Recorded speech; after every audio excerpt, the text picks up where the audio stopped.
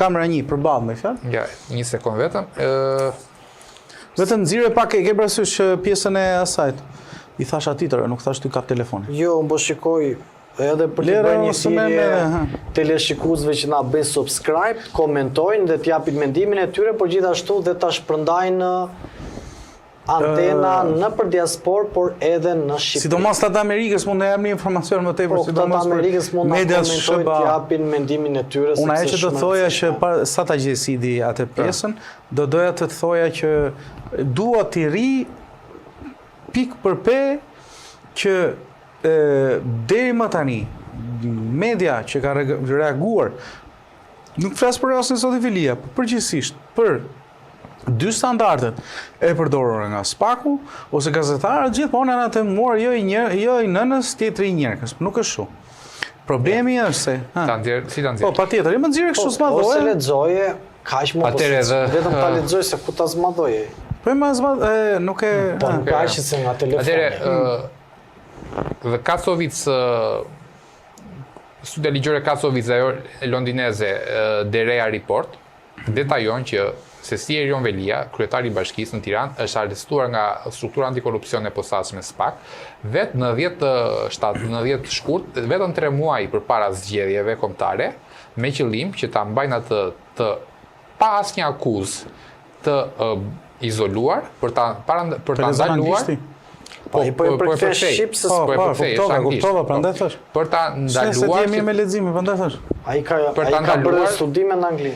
Jo, përkthej pra, për ta ndaluar që detyrat e tij në fushatën e 11 majit. Ore nuk të pyeta pa shkak. Po ky është qëndrimi i medias, nuk është i zyrës. Jo, kjo është qëndrimi i zyrës. Dhe Kacovic Miskon Derea Report. Detajon, details, how Mayor Veliaj was detained by the Special Anti-Corruption and Organized Crime Structure. E ka shpjeguar si është arrestuar. SPAK detained Mayor Veliaj without charge, under condition that 3 muaj përpara, në 10 shkurt, me qëllim mos të bëj campaign duties in the 11 May national elections. Dhe çfarë kërkon, thot, unë kërkoj, thot, që të vazhdojë deri në fund hetimi i SPAK-ut dhe procesi gjyqësor ndaj meje, por të vazhdoj detyrën time që jam zgjedhur. Po. Që të paktën deri në marrën 2007. Të vazhdoj kryetar bashkim. Nëse dënohet më përpara nga gjykata, ai mund të ndërprerë. Se bën dot, vendi famos prerë nuk ka shanse të marrë absolutisht. Përpara kjo është raporti i studios ligjore të Erion Velias. Pra ai e detajon këtë, që thot, mua më ja marr për të hequr nga fushata. Kjo është një instrument politik. Nëse ne kemi një instrument politik për të hequr nga fushata dhe jemi në kontekstin kur thuhet nga një zyrtar i lartë si zoti Blendi Klosi që do kemi zgjedhje në Bashkinë e Tiranës. Deputeti i votuar zoti Blendi Gonxhe thotë që unë nuk e mohon pyetjes direkte që do jetë një kandidat në shtator për Bashkinë e Tiranës, por thotë që nuk e ka menduar ende. Përgjigje aq sa vag, aq edhe diskrete. Domethënë janë të gjitha simptomat që këtu po ndodhet një sha politik mes Erion Veliajt dhe Edi Ramës. Por ajo që unë dua të them është që nuk lufton Erion Velia thjesht për të liruar nga burgu, ose thjesht për mandatin e Bashkisë Tiranës. Unë mendoj që ai tani po thotë që unë nuk jam një politikan do si do, por nëse ai do të dali përballë Edi Ramës, ai automatikisht është kandidati për të mundur Edi Rama brenda Partisë Socialiste. Pra, mbi këtë premisë, ajo që ndodh lidhet drejt për drejt me faktin e një lufte brenda Partisë Socialiste. Ajo që flitej para zgjedhjeve të 11 maj, duket se brenda Partisë Socialiste tashmë atë mesazhet. Të prita deri 11 maj, nuk të prisha punë fushat, tani o më ndihmo ose unë të dalë përballë. Dhe po ju them që Sali Berisha dhe opozita tani po ju përshëndetje si kjo, se tani unë e pash ndryshim. Kjo është ndryshimi im. Kjo është sigur ky është mesazhi i Erionit pas ka qenë për Ramën, pak a shumë. Pra kush është instrumenti politik? Atë është ligjore. Mund të jetë opozita sepse me ai një sekond, mund të jetë opozita. sepse dhe opozita në një farë sensi gjithmonë ka bërë shmos përpos arrestimeve që janë bërë para zyrtarëve të lartë socialistë, për Erion Velia veçanërisht për çdo protestë që bëj, opozita gjithmonë shkonte dhe qante përpara balkonit të Bashkisë Tiranë. Pra niste nga kryeministria mbyllte tek bashkia. Pavarësisht se edhe sikur ti ke Erion Velia sot, ata prapë kanë shumë vështirë ta marrin Bashkisë Tiranë dhe nuk janë gati për zgjedhje. Po. E kam shumë vështirë të jap një afiliacion Altin Dumanit me figurën Sali Berishës. Kështu që nuk mendoj që janë bashkë. Jo, se ka çështja qendrore vështirësi se Berisha ka folur shumë mirë për zotin Dumani. Unë mendoj vetëm kaq, sepse në këtë pjesë ne shikojmë që po sikur Erion Velia i bën një thirrje Edi Ramës, duke qenë se unë kam një tezë që SPAK-u, zoti Rama ka zgjatimet e veta brenda SPAK-ut.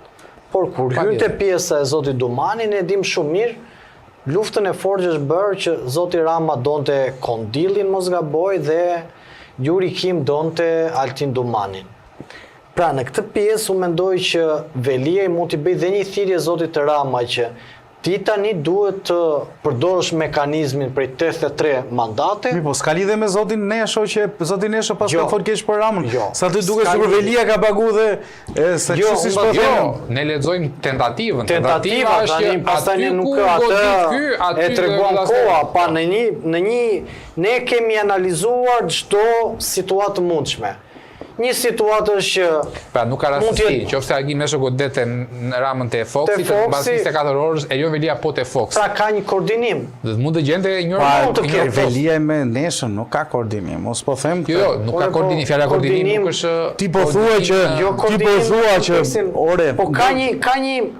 Ti po thua që artikulli i Fox 5-ës, si thuash, legjitimon pretendimet e Gim Neshës të Foxi tjetër. Po, tani dy Foxe me dy paralele të ndryshme që përputhen. Po. Tani... E mora vesh do thuash, jemi qartë, po unë... Rastësi, në politikë ka rastësi. O shoku, e para me të dytën nuk ka lidhje. Dhe e mbyllim. E para me të dytën unë nuk besoj se ka lidhje, por ndoshta për hallën e vet... Ore, halli ka bashkuar, s'është halli madh. Halli madh nuk është se është... Do parë në ditë në vazhdim, sepse mendoj që u hap një dinamikë shumë e fortë në politikën shqiptare. Okej. Kështu që e diskutojmë një moment tjetër, ose mund të vazhdoj dhe me Andrin vetë në këtë pjesë dhe mund të përcjell nuk ka problem. Kështu që mbi këtë premisë të dashur teleshikues dhe miq, mos harroni të regjistroni kanalin ton Antena Televizion, na ndiqni në emisionin pa emër dhe na shpërndani sa më shumë në diasporë, por edhe në Shqipëri dhe në çdo vend